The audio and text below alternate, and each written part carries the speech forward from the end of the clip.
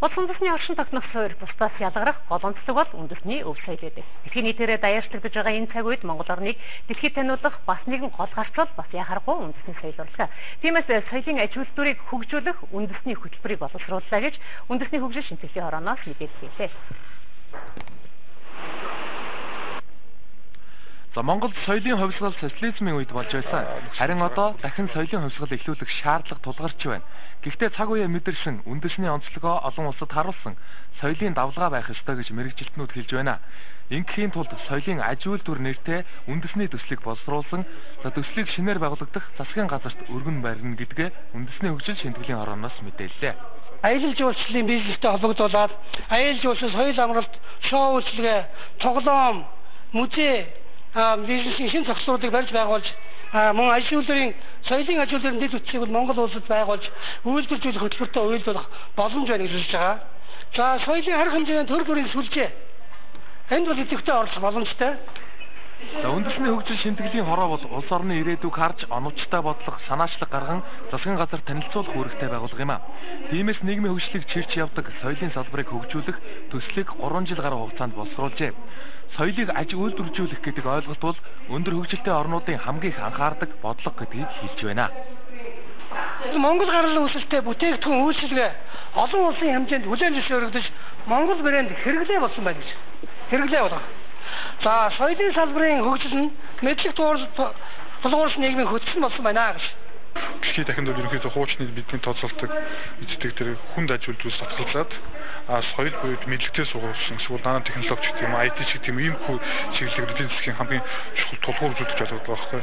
Юуны хамгийн гол одоо үзүүлэлт нь одоо соёлын аж үйлдвэр очоод байна. Манайд бол ялангуяа энэ талаар ойлголт бага, тэрний талаар статистик мэдээлэл үнэлсэн тутагчдаас одоохондоо бол ойлголт байхгүй. Гэтэл дэлхийд дахинд бол соёлын аж үйлдвэр тухайн орны дотоод нийт төвчээр нэлээд баггүй хэмжээнд эзэлдэг. Түрүүн жишээ олж хэлсэн шүү дээ. Автомашин ч гэх юм, хийм ч гэх юм уу, хуучин одоо их дийлинг байсан тэр аж үйлдвэртэй тэнцвгүй за тэрийг давхуу хэмжээний хэмжээнд очиж байгаа байхгүй. Тийм учраас бидний соёлын аж үйлдвэр ойлголтыг Монголд ойлгох, төлөвшүүлэх, үүнийг бодлогын түвшинд хэрэгжүүлэх ийм арга замыг хайж байгаа юм л да. Соёлын аж үйлдвэр гэдэг нь соёлыг сурчлах, хөгжүүлэхэд чиглэгдсэн бүхий л төрлийн үйлчилгээ үйлдвэрлэлийг цэцгэлүүлэхийг хэлж байгаамаа. Соёлын аж үйлдвэр чөлөөтэй хөгжөхөд төр саад болж болохгүй, харин ч хөрөнгө мөнгөөр сайн дэмжиж, хуулийн орчныг нь бий болгоод өгөх хэрэгтэй байгааг төслийг танилцуулах үеэр ажиглагчид онцолж байлаа. Энэ соёлын хөрөнгө оруулалт гэдэг нь бол соёлыг хөгжүүлэх, маркетинг хийх гэдэг нь бол Монголд маш их хоцрогдсон явж байгаа. Монголын соёлоо таниулах, маркетинг хийх гэдэг чинь бол бусдуудад нь одоо борлуулах гэсэн утгаараа энэ ч үйлдвэрлэлийг шилжүүлэх гэж одоо яриад байна шүү дээ. Үйлдвэрлэл гэдэг нь хөрөнгө оруулалтыг маш зөв хийх хэрэгтэй. Хөрөнгө оруулалтыг зөв хийх нь хүмүүстэй хөрөнгө оруулалт зөв хийх. Оюун ухаанд нь хөрөнгө оруулалт юм.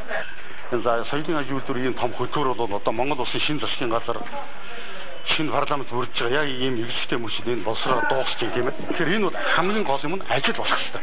Энийг одоо энэ хөтөлбөрийн шин боловсруулж бариад ингээд лавд миний мэдхийн 2-3 жил явж байна. Тэгэхээр одоо энийг бол ажил болох хэрэгтэй. Хоёрдугаар нь мэдээж хэрэг шинжилгээ хороо бол энийг ажил болгохын тулд шахах хэрэгтэй шүү дээ. 3 асуудал хариуцдаг боловсрол соёл шинжлэх ухааны яам гэж бий. За дээд боловсролтой хүн болон ихтэй сургуулийн тоогоор боловсролын салбар манай улсад хэр хөгжиж байгааг харж болно. Мөн шинжлэх ухааны тал дээр гэвэл бүхэл бүтэн шинжлэх ухааны академитэй. Харин соёлын асуудлыг хариуцдаг газар бол ажилтдаг нь үгүй нь мэдэгдэхгүй соёл урлагийн хороо юм а. Ингээд харахаар манай улсад соёлын бодлого үнэхээр орхигдож байна. Тийм болохоор олон төрлийн аж үйлдвэр донд мартагдчихад байгаа соёлын аж үйлдвэрийг хөгжүүлэхийг үндэсний хөгжил шинжилгээний хороо санал болгоод байгаа юм а.